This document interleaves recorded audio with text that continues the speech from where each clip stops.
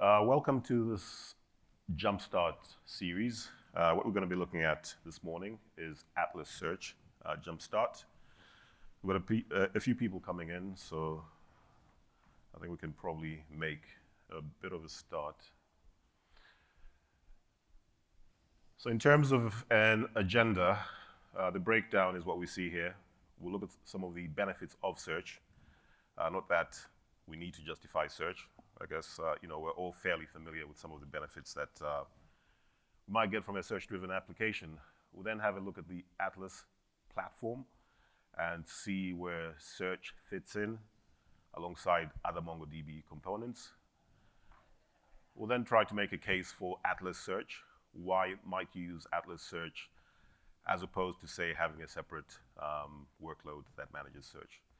We'll then look at some of the features that Atlas Search provides you in the way of being able to do index configuration. We'll look at some of the operators that you get with querying. And also, we'll look at some performance tips. We have a few demos as the session progresses.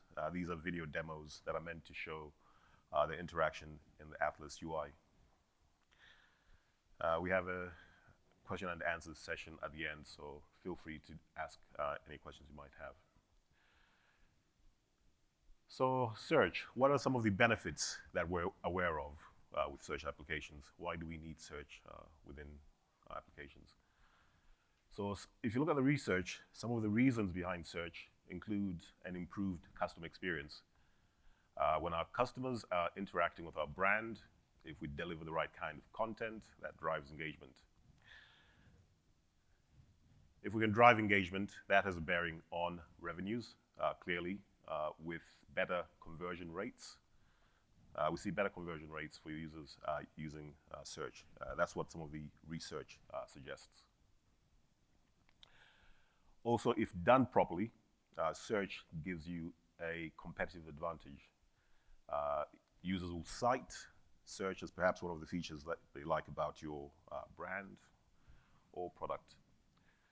So for things like mobile applications, websites, implementing the right kind of search does have an impact, certainly. And also, your ability to be able to gain insights into what users are doing in terms of search. What are they searching for? Can I use this information to drive personalization? So this and a lot more other benefits are the reason you might want to consider search. So in terms of where search fits in to the overall platform, you notice that we have Atlas Search, MongoDB charts for visualization, the Realm mobile database SDK for data synchronization. We also have Atlas Data Lake in the case that you want to archive some of your data and have it in S3 storage. So search is really a pivotal part of this platform, and it's working alongside our data, core data, to provide us with the relevant full text queries.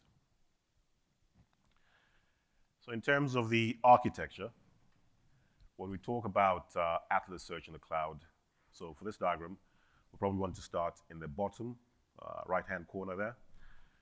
So one of the first things that you'll do when you configure search is to create a search index. You can do that via the Atlas UI. You can use Atlas CLI. You can also use the Atlas API. For that, you'd probably be curling your commands from the command line. So those are three possible interfaces. So what that initial definition of your index does is configure the indexes within what we see there, the smaller inner box, the Java web process. So think of that as a side-by-side process that exists alongside your MongoD. In fact, that Java web process is what you might hear us refer to as MongoT. So there's the MongoD, which is on the far end there, that services the request coming into the database. And then you've got your MongoT, which essentially is a thin wrapper around Lucene that handles the searching as well as index definition. So what we see there is user comes in, creates the index. Indexes are stored within the Java web process or MongoT. So think Lucene there. As you probably already know, Lucene is quite a dominant platform for search, using things like Elastic or Solr. those of you that might have worked with those technologies. So on the other side, what we see is a MongoT that's at some point needs to keep in sync its indexes with whatever is happening in the collection. So on the left-hand side, there you see the MongoD. So how does the MongoT do that? So what the MongoT does is subscribes to events in the Mongo database or your collection using what we refer to as change streams, which is that line, dotted line you see going there. And this is really what makes Atlas Search a compelling choice. The synchronization of data between your collection and the search index is done automatically. So if you change the schema, for instance, that will trigger an automatic index build. If a document changes, if you add a new field to a document, what that does is trigger the rebuild of the index. So below that, we see how we've got the Mongo shell. So we see that we can interact with search via the Mongo shell. We can do that via Compass. We can also do that via any applications that we build. With the applications that you drive, or rather, that you create, you'll be using a Java driver, if it's Java, Node.js, which is a bit around drivers there. So the querying itself, which we'll see later, is supported by a $search aggregation pipeline stage. So those of you that currently work with the aggregation framework, you might be aware of aggregations as providing us with a pipeline-like metaphor for the composition of queries. So why might you consider Atlas Search? So firstly, if you're going to implement search, you want to do it in such a way that you do not end up with technical debt. I'll just recount an incident that we've probably been involved with more recently. We had an engagement with a client, and the client had documents in the cloud, and also they had an on-site Elastic node for doing search. So in that kind of scenario, you have more maintenance. Obviously, there is a synchronization tax, as it's called, for you to maintain your databases in sync with, for you to maintain your search node in sync with whatever is happening in the cloud. You won't see that with Atlas Search. Because the MongoT is hosted with the MongoD, you got seamless application integration. So basically, the environment itself gives you code generation abilities to be able to take those aggregations and embed them within your application. We'll get to see that in a demo later on. Also, there's very little overhead in terms of maintaining those indexes. If you change a field at the collection level, yes, the index will be incrementally built. It won't be consistent at the time, but it is meant to be eventually consistent with time. So that's what you'll see with index behavior there. The other reason is that your Atlas Search application will benefit from all the security and reliability that you currently get with MongoDB. So it's highly available. You can set it to auto-scale. Also, the platform provides us with zero downtime, and it's built on trusted technologies. It's highly configurable, as we'll see later on. So high configurability means that I can start off today with an index that probably is not representative of what I will end up with in the future. Easy to actually evolve that index using inbuilt tools. So normally you'll hear us talk about dynamic versus static mappings. We'll look at them in a bit there. You also have multilingual text analyzers. So if you've got a multilingual workload, more likely that that's going to be the case. Perhaps customers in different locations, different parts of the world, you can actually support search in different languages via the multi-text analyzers. We've got query faceting. So with query faceting, I do my search, and then I'm able to group the results in the search. You might see this quite a lot on some of the websites out there. The ability to be able to group and also implement custom scoring. So this is where you're boosting the results that get back based on some policy that you might have. We have a user story later where we do that. So dynamic mapping.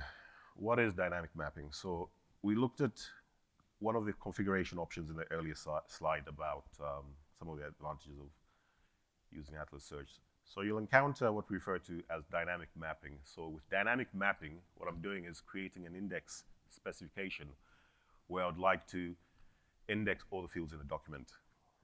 Yeah. So there might be a good reason for me to do that. If you take your minds back to this whole thing about the document model in MongoDB, you can have fields at the top level, and then you can have subdocuments. It could be that I would like to implement a search on other fields in a subdocument, in which case I could define a dynamic mapping.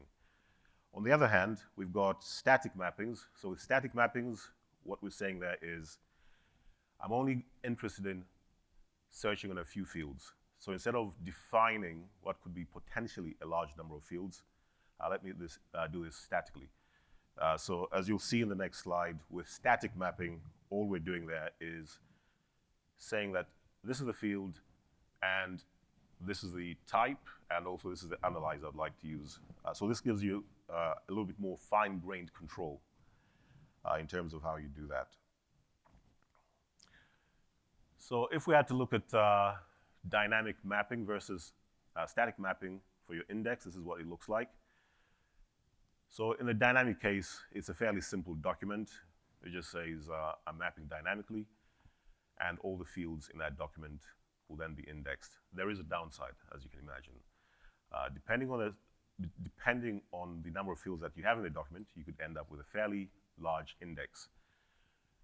On the other hand, you're being more specific. You're saying, in my collection, I have a field called plot, and I would like to map it. I don't want to do any dynamic mapping. Side by side, it looks as if it's an either-or, but actually what you end up with is a document that includes both approaches, dynamic as well as static mapping.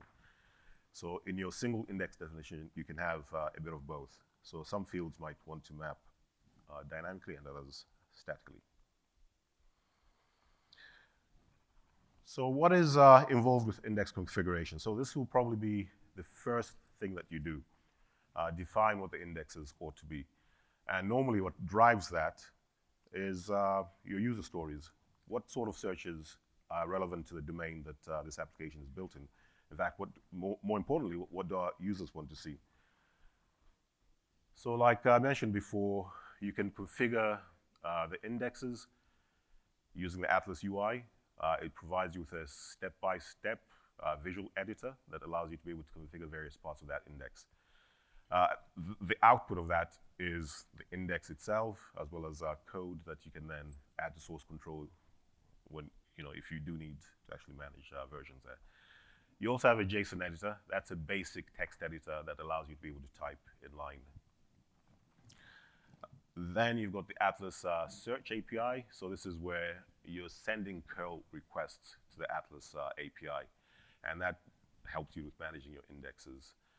So for those of you that use the Atlas curl API, there's a -- data parameter that you can set, and that is where you'd specify the document that defines the index. Of course, you've got the Atlas CLI, which is meant to be an improvement on perhaps using the Atlas API, which can be quite verbose when you're constructing your curl commands. So think of Atlas CLI as very similar in experience to perhaps AWS CLI or some of the other CLIs. In fact, it's meant to be a replacement for Mongo CLI.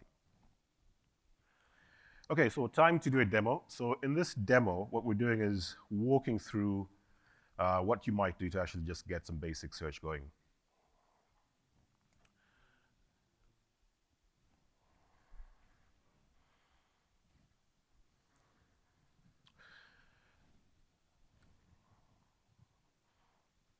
I'll just zoom in, bear with me.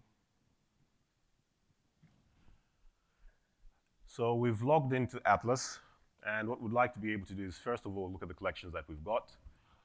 We're using a sample mflix database with a movies collection. And as you would, you go in, you find your collection. In this case, it's a movies collection. We investigate the structure.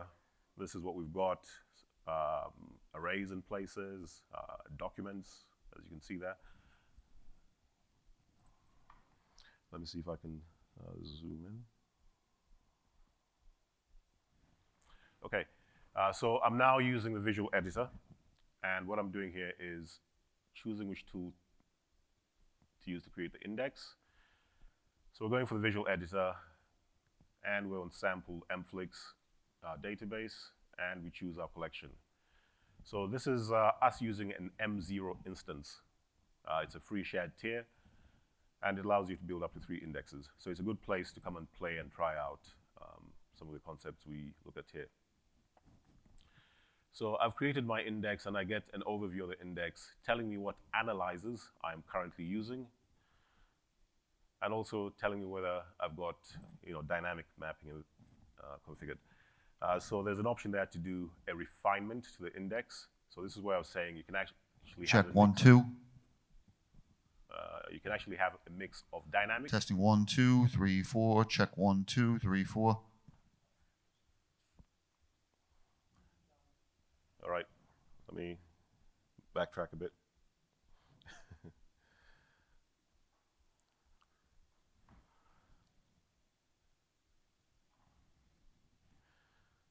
Okay, so what we're doing there is building the index using the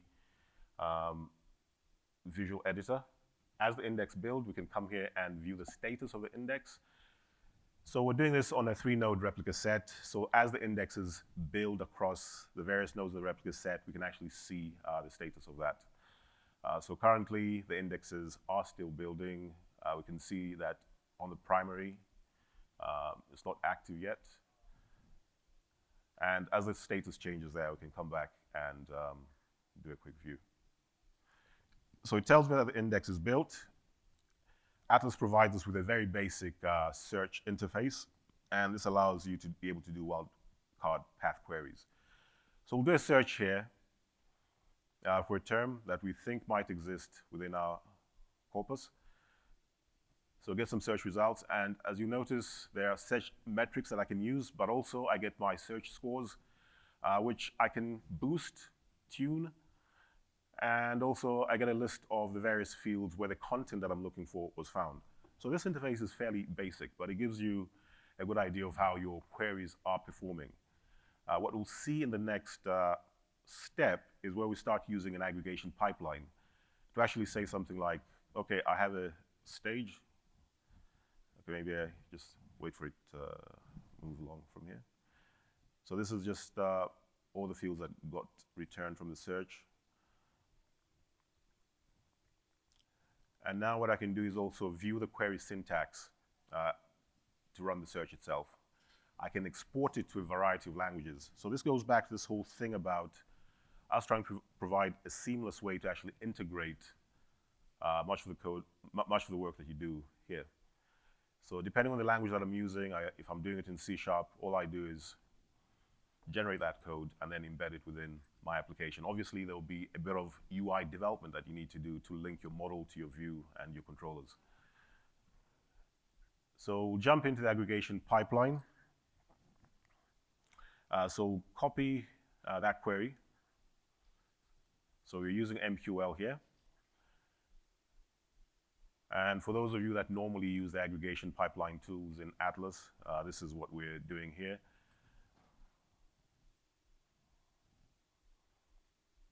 Okay, so I'll upload that bit of code that I copied from the previous screen. So there's a feature within Atlas UI for you to be able to do that. So we upload the code, and we can now see each step of that query. So the first step is going to be your $search aggregation. So in my $search aggregation, I need to define the index that I'm searching. Also, what operator, what kind of a search am I doing? And also things like the query itself, as well as the path. So the path is where in the document is this thing? Is it document.field, document.field, that sort of thing? So you're just defining the path where that lives. So there, I've got an array that defines multiple paths, for instance, just to show that you can actually do that. So that's the first stage of my pipeline. Now, what I might want to do is return only a certain selection of fields. So for that, I can come in and say, right, okay, do a projection, and for the projection, these are the fields I'd like to return. So you have your search stage, doing the basic search, projection stage, where you say these are the fields that you like to return, which might include things like the score as well. So in this case, we're returning the plot. We're also returning, hiding the underscore ID, the primary key. And title, we return that as well. So as you build your results, you can see on the right-hand side each step. Left-hand side is my aggregation. I can move these blocks around, so it's quite a good, visual coding interface as well. Okay, so I'll come back here, check my nodes in the replica set, and you can see that the index is actually active. If I'd like to edit what I just did, I also have features there to do the deletion. So those features are available from the interface. Right. Okay, so that was our demo there. So let me come back here.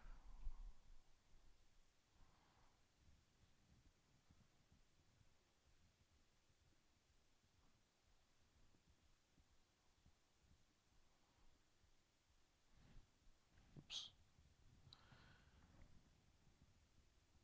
Bear with me a second.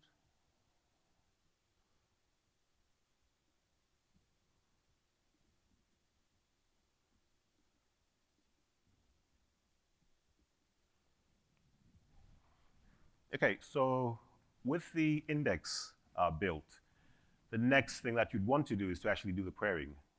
Index configuration is just the first part there. So with querying, what you saw there was a $search pipeline aggregation stage. And this is where we're specifying what index we'd like to search, also what operators I'd like to be able to do the searching on. We'll look at other operators that you'll encounter as you do more complex searches. So querying essentially involves executing the $search pipeline stage, using the various operators, which could include phrase, text, wildcard, range operators, also for queries where you're dealing with numeric values. For custom scoring, this is allowing us to be able to modify the score that comes back in the search meta results.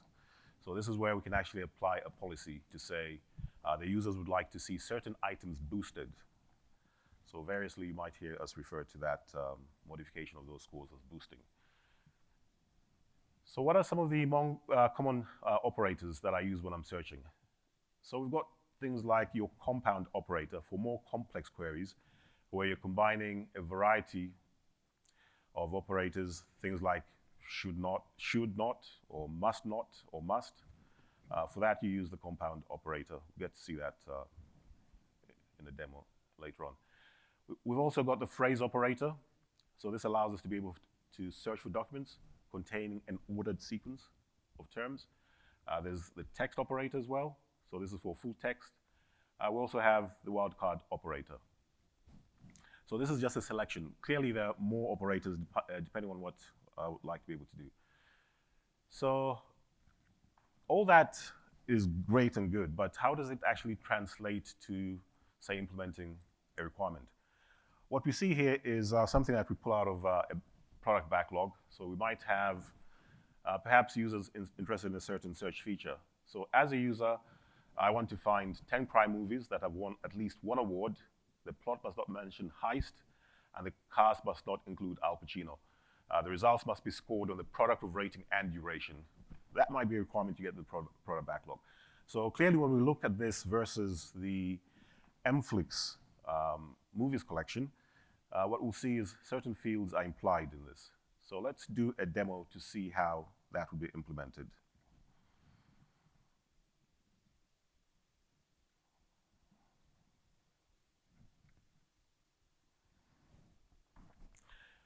So we dive in, and we've got an index that's already been built, and this one's been built statically. I can see the field mappings. So for the field mappings, I can see we've got plot, runtime, cast, award wins. So we then proceed to say, okay, if I would like to maybe look at the index visually, that's what I'm able to do. So I can actually go in and inspect my index, or perhaps change the definition of the index. So our index has built, we use a search tester to do some basic queries, wildcard queries. But what we're really interested in doing is moving on to perform an aggregation that captures the user story. So for that, there is some code that I have from before. So what I'll do is I'll import it. So I've been working perhaps in the shell, and this is what I've got here. So let me import it. So there's a feature to do that. So that's all the querying that captures that user story. In there, you'll see later on that we have the compound operator. We've got must, should, must not, all combined to actually drive the query. So let's actually look at the stages in the aggregation UI. So we start off with our $search stage. We've got must, should, and must not, all working with the compound operator. So the next bit is I use a $set. So $set, what does that do for me? It allows me to add additional fields. So I'm doing essentially a transformation of the results that I got from the earlier step. So next bit there, so just showing you the structure itself. All it is, as you'd expect, is just a JSON document. So that's our path. So we're specifying the path that we're searching, and also specifying, just tidying that up. In fact, it's just a property on one of the operators. So yet more investigation of the structure, as we can see there.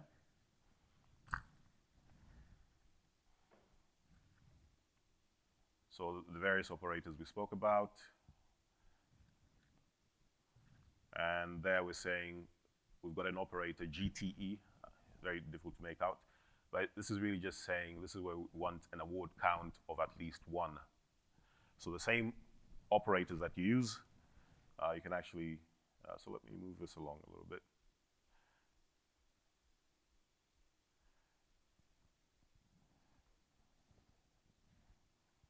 Just move that along.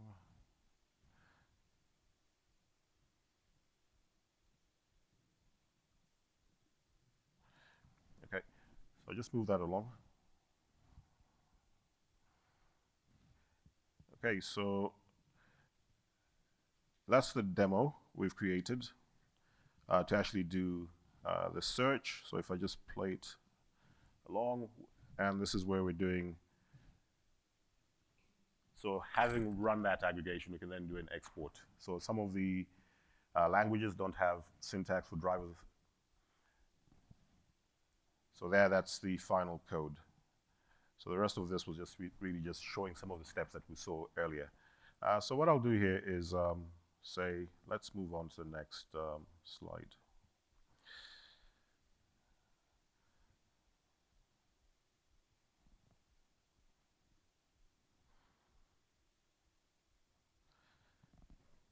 So the next slide here is really just looking at some of the performance considerations. So performance tips. So what are some of the performance tips? We should look to actually customize our definition of the index.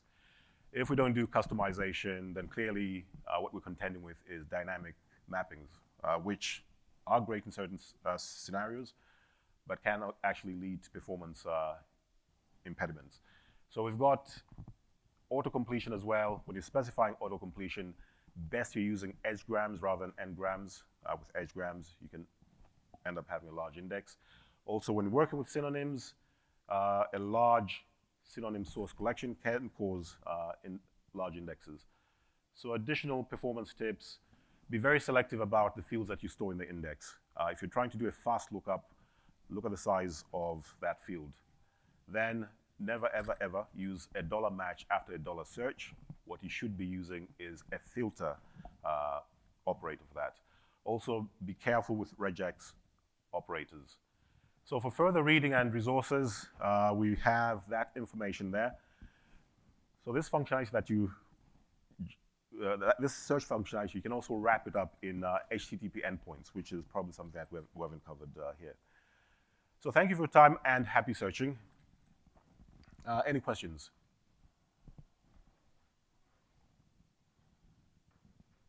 Any questions? I have a mic here. Yep. Yes, we'll be distributing these. I think it's a question around the slide deck. Do you get to see the slide deck? Yes, they will be made available. Yep. So we already have the applications and quite a lot of queries written. So once I enable the index, do I have to rewrite those queries to make use of the index, or is it internally be using the index that I create? All right, so you're currently using search, native search, right? So if you're transitioning from native text search, which, as you already know, has severe limitations, the thing you do is you create the new indexes in Atlas Search. It's completely different from the database. So if you recall, you had MongoD, which is where you'd be doing all your native text searches, and next to that was MongoT, which was that Lucene box with the various side bits there. So this is where you create your indexes for search in Lucene, essentially, via the API.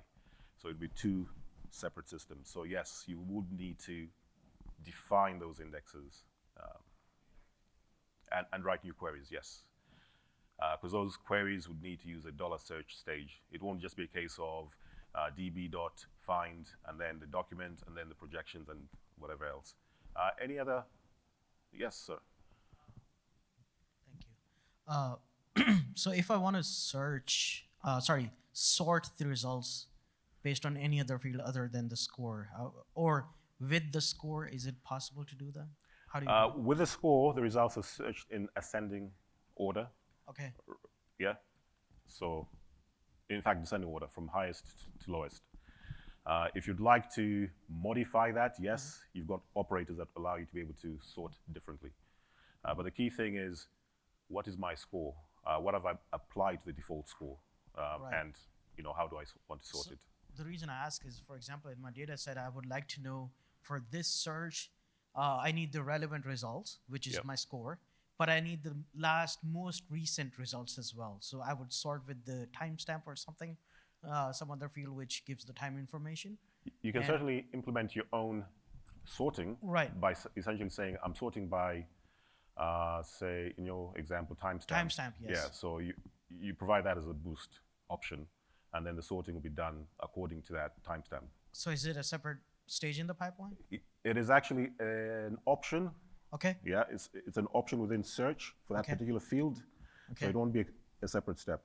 All right. Yeah. All right. So it's Does it actually- take a performance hit if you sort it differently? You're better off to have the index doing the sorting. Obviously, you don't want to start doing things in your application around sorting. So let the query do the sorting that you want. Right. Yeah. Okay. So what you tend to find sometimes is I get the results and then perform some sort of sort within the client app. Try to avoid that Right. as much as possible. All the sorting that you want done, have Right. that come from the index. Okay. My question was, within the query itself, I specify I customize the sorting, right, with another field. Yep. Would that adding another field, how much of a performance hit do I face? I mean, questions You- around performance are always very difficult. If you're not Okay. measuring, Okay. yeah, You we can don't know measure what it, yes. we don't know what the workload is on the server. Right. So we're not talking orders of magnitude in terms of performance difference. So Yeah. it doesn't create any hit on performance. Okay. Yeah. Okay. Not significant Yeah. unless you're doing something crazy. And also existing load on the server, Right, what's happening on the gotcha. network, all these other factors. Unfortunately, it's a multivariable problem, as you Sure. already. Sure. uh, Yeah. Absolutely. yeah. Yes. Thank No, you. You're welcome. All right, one last question. And Sorry, I joined in a little late, so That's all my right. question, you may have already covered it. Yep. So if I have indexes defined in a lower environment and I wanted to migrate it to prod, is there an easy way to do this? Is there an export and import kind of a deal or something like that? All right, okay. So just to clarify, What we're talking about here is a cloud application. We don't have Atlas, we don't have Search available as a standalone on-premise deployment. Yeah, so all this stuff that you've seen around Lucene is in the cloud, not on-prem. Sorry? Even in the cloud, I mean, Yeah. you could have environments defined, right? Yeah. You could have a non-prod environment, and then you could have a prod environment. So if you did some of these things, you know, in that environment, in a non-prod, how do you get it to the prod environment? Is there an easy way to do that? So we are using my Mongo Atlas. So we Yep. are in the cloud, Yep. but we are trying to see that we have everything non-prod right now, and very soon we'd want to move it to prod. All right. So- Okay, I understand your question, but if we look at the rationale behind Atlas, is that it's a DBA as a service in the cloud. So MongoDB is doing that for you. You're not having to, write scripts to actually do that deployment. So it's something that will be done for you. There are actually features within the application for you to migrate an instance from, say, pre-prod to production. So you can deploy an empty cluster essentially and then do the migration. Yeah. It's a migration activity. Yeah, It it is a is. migration activity. So you've got two distinct environments. Right. Pre-prod, production. So I've done my work in pre-prod. Right. I provision my hardware for production. I then basically deploy to the new target environment. Okay. Yeah. So you do need to go through some steps once you've signed off Okay. on the pre-prod environment or the staging, whatever they're called. Yeah. Okay. Thank you. You're welcome. All right. Thank you, Joe. Well, thank you very much, and it's been a pleasure having you. Yeah, thank you.